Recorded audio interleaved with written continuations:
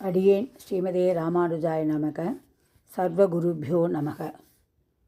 கோதை பிறந்தவூர் கோவிந்தன் வாழுமூர், சோதி மடிமாடன் தோன்றுமோர், நீதியா நல்ல பத்தர் வாழுமோர், நான்மறைகள் ஓதுமோர், ஸ்ரீ வில்லிபுத்தூர் வேதக்கோனூர், பாதகங்கள் தீர்க்கும் பரம நடிகாட்டும், வேதம் அனைத்துக்கும் வித்தாகும், கோதை தமிழ் ஐயைந்தும் ஐந்தும் அறியாத மானிடரை வையம் சுமப்பதும் வம்பு. ஆழ்வார் ஆண்டாள் எம்பெருமானார் ஜீயர் திருடிகளே சரணம். ஆச்சாரிய திருடனம் ஆண்டாள் திருடிகளே சரணம். இன்றைய பாசுரம் கண்ணன் ஒரு மாயன் என்கிறாள். மாயனை மண்ணு வடமதுரை மைந்தனை, தூய பெருநீ ரமுனை துறைவனை, ஆயர் குலத்தினில் தோன்றும் அணி விளக்கை, தாயை குடல் விளக்கம் செய்த தாமோதரனை, தூயமாய் வந்து நாம் தூமல தூவித் தொழுது, வாயினால் பாடி மனத்தினால் சிந்திக்க, போய பிழையும் புகுதருவான் என்றனவும், தீயினில் தூசாகும் செப்பேலோர் எம்பாவாய். ஆண்டாள் திருடிகளே சரணம். அதாவது வடமதுரையில் பிறந்தவன் கண்ணன். தன்னை அழிக்க வந்த அசுரர்களை, சகடன் திருநாவர்தன் போன்றவர்களை மாயை செய்து அழித்தான். யமுனை நதிக்கரையில் வளர்ந்தவன். யாதவர் குலத்தில் பிறந்த தீபம் போன்றவன். தாயின் திருவயிற்றை பெருமையாக பேச வைத்த தாமோதரன். அப்படிப்பட்ட மாயனை நாம் நீராடி பரிசுத்தமாக வந்து தூய மலர் கொண்டு தூவி வணங்கி, வாயால் அவன் நாமங்களை பாடி மனத்தினால் தியானிக்க வேண்டும். அவ்வாறு செய்தால் நம்முடைய முன்வினைகள் தீயில் இட்ட பஞ்சு போல் தூசாகி பறந்துவிடுமாம்.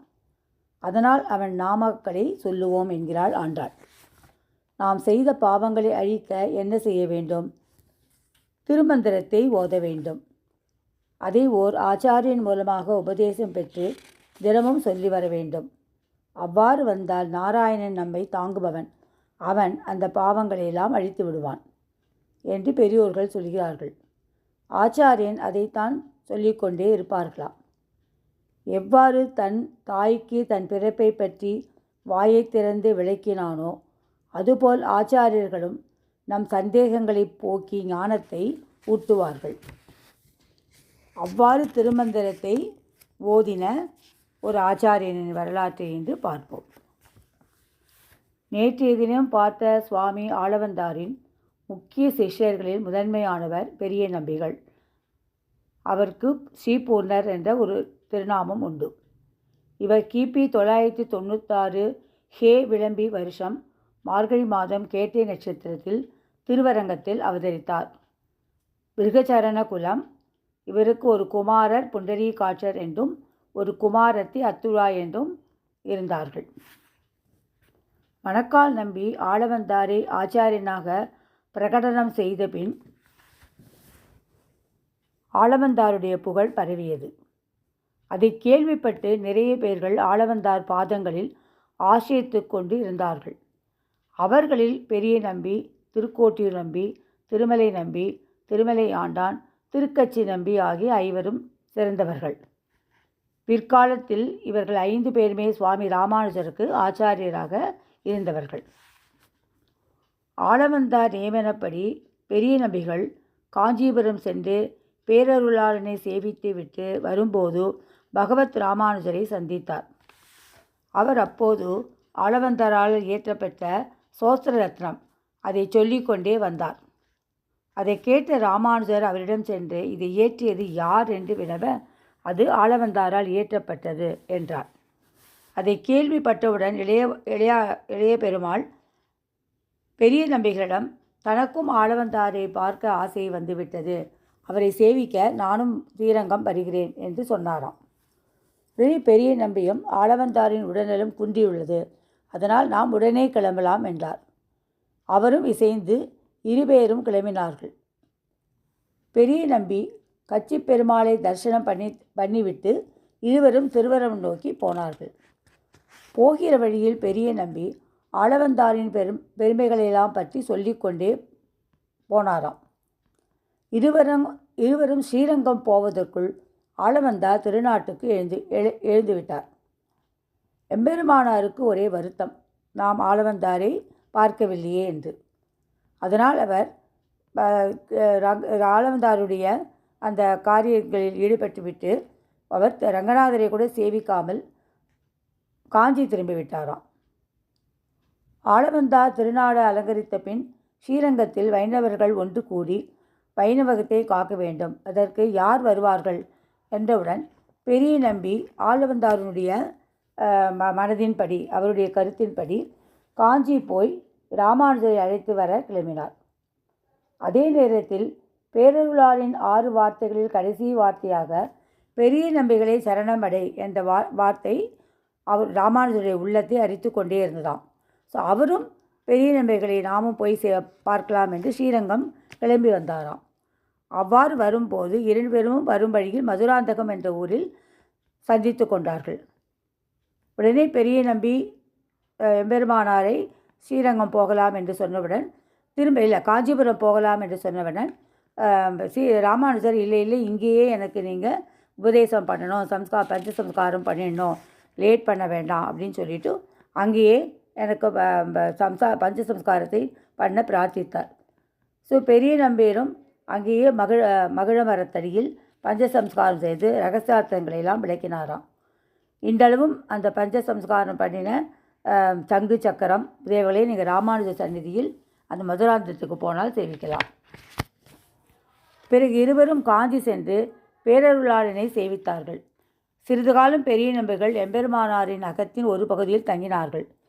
ஆனால் எம்பெருமானாருடைய பத்தினியான தஞ்சமாம்பாளுக்கு அவர்களோடு ஒத்து வரவில்லை. அதனால் பெரிய நம்பிகள் ராமானுஜத்தை சொல்லிக்காமலே ஸ்ரீரங்கம் சென்று விட்டாராம். திரும்பி வந்து எங்கேயோ போயிருந்தார் ராமானுஜர். திரும்பி வந்து இந்த மாதிரி பெரிய நம்பிகள் இல்லைன்னு ஒன்று அவர் மனது ரொம்ப கலங்கி விட்டது. பாகவதாச்சாரம் ஆயிற்றே என்று ராமானுஜரும் என்ன பண்ணினார், துறவரம் பூண்டு விட்டார். அன்னிலிருந்து துறவரம் பூண்டார். அதை கேள்விப்பட்ட பெரிய நம்பிகள் திருவரங்க பெருமாள் அரையரை ராமானுஜரை காஞ்சிபுரம் போய் அவரை நீங்கள் அழைத்து கொண்டு வாருங்கள், ஸ்ரீரங்கத்துக்கு அழைத்து வந்து விடுங்கள் என்று பெரிய நம்பிகள் பிரார்த்தித்தார். அதன்படி திருவரங்க பெருமாள் அரையரும் காஞ்சிபுரம் சென்று பெரிய நம்பிகளின் திருவடிகளில் ஆசிரிக்க வேண்டும் என்று ராமானுஜரை அழைத்து கொண்டு வந்தார். ராமானுஜரும் பெரிய நம்பிகளுடைய திருவடியை ஆசிரித்து கொண்டிருந்தார். கோவில் பணிகளெல்லாம் ராமானுஜர் ஒப்படைத்து விட்டார் பெரிய நம்பிகள். ஸோ இப்போ கோவில் பணிகளெல்லாம் பார்த்து அதையெல்லாம் ஒழுங்கு செய்து கொண்டு வந்தார் ராமானுஜர். ஒரு நாள் பெரிய நம்பிகளின் திருமகள் அத்துழாய் அதிகாலை வேளையில் தீர்த்தாமாட மாமியாரை துணைக்கு கூப்பிட்டார். அப்பொழுது அவர், உன் சீதன வெள்ளாட்டியை கூட்டிக் கொண்டு போ என்றாளாம். அதாவது அந்த காலத்தில் எல்லாம் கல்யாணம் பண்ணினவுடன் அந்த பெண்ணோடு ஒரு இன்னொரு பெண்ணையும் அவர்களுக்கு உதவி செய்வதற்கு, வேலைகள்லாம் செய்வதற்கு அனுப்புவார்களாம், சீதனமாக அனுப்புவார்களாம். அது மாதிரி இந்த சீதன வெள்ளாட்டியை நீ என்ன கொண்டு வந்தியா, அழைத்துட்டு வா என்று சொன்னாராம். அதை அந்த குழந்தை இந்த திருத்துழாய் தன்னுடைய தகப்பனாரான பெரிய நம்பிகளிடம் வந்து சொல்லிட்டு, உடனே பெரிய நம்பிகள், நம்ம எங்கே போவோம் ஆட்களுக்கு, நீ போய் உடையவரிடம் போய் எம்பெருமானாரிடம் போய் விண்ணப்பம் செய் என்றார். உடனே இந்த குழந்தையை வந்து எம்பெருமானாரிடம் சொல்ல, எம்பெருமானாரும் தன்னுடைய சிஷ்யரான முதலியாண்டானை சீதன வெள்ளாட்டியாக அனுப்பி வைத்தாராம். அதாவது பெரிய நம்பிகளின் ஆங்கிஞ்சத்தனம், அதாவது தன்னிடம் ஒன்றும் இல்லை, கைமுதல் இல்லை என்ற அந்த தன்மையும் ராமானுஜருடைய ஆச்சாரிய பக்தியும் இது வெளிப்படுத்துகிறது. ஆச்சாரியர் சொன்னாருங்கிறதுக்காக தன்னுடைய சிஷ்யனை அனுப்பி வைத்து அந்த சீதன வெள்ளாட்டிங்கிற வேலைக்கு இந்த முதலியாண்டான்கிற சிஷ்யனை அனுப்பி வைத்தார். ராமானுஜரை பெரிய நம்பி தண்டனிட்டார். ஒரு நாள் தண்டனிட்டார். எல்லோரும் அவரை அவ்வாறு நீங்கள் சேவிக்கலாமா, அவர் உங்களுக்கு சிஷ்யர் தானே என்று கேட்டாளாம். அதற்கு அவர், அத்தாளுக்கு தக்க தலைகான் என்று அருளி செய்தாராம்.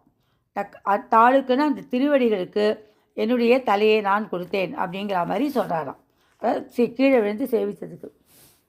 ஆளவந்தாரின் அத்தியந்த சிஷ்டர் மாரநேரி என்று ஒருவர் இருந்தார். அவர் கடைசி வர்ணத்தை சேர்ந்தவர். அவர் பரமபதம் அடைந்தவுடன் அவருக்கு பிரம்மவேத சம்ஸ்காரம் செய்தார்.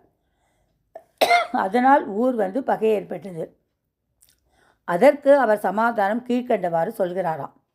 இக்ஷ்வாகு வம்சத்தில் அவதரித்த சாமானிய தர்மத்தை வெளியிட்டருளிய பெருமாள் பெரிய உடையார் அப்படின்னு சொல்லுவார். பெரிய உடையாரான ஜடாயுவுக்கு சம்ஸ்காரம் செய்வே இல்லையா, அதன்பாரி நானும் இவனுக்கு செய்தேன் என்று சமாதானம் சொன்னாராம். ஒரு சமயம் எம்பெருமானாரை காக்க, அதாவது ஒரு சோழ நாட்டு அரசர்கள்லாம் அப்போ வந்து சைவத்தில் ரொம்ப தீவிரமாக இருந்தார்கள். அதனால் எம்பெருமானாரை ஏதோ ஒரு நீங்கள் சிவத்துக்கு அடிமைங்கிற மாதிரி எழுதணும் அப்படின்னு ஏதோ சொன்னார்.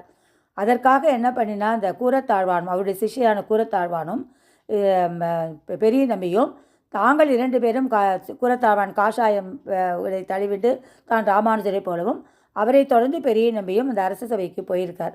அதை அரசன் கேள்விப்பட்டு விட்டு, இந்த மாதிரி ராமானுஜருக்காக நீ வந்தியா, இவ்வாறு பொய் வேஷம் போட்டு கொண்டு வந்தியா, உன் கண்களை பிடுங்கி விடுகிறேன்னு சொல்லிட்டு 2 பேருடைய கண்களையும் பிடுங்கி விட்டதாக அவருடைய கதை சொல்லுகிறது.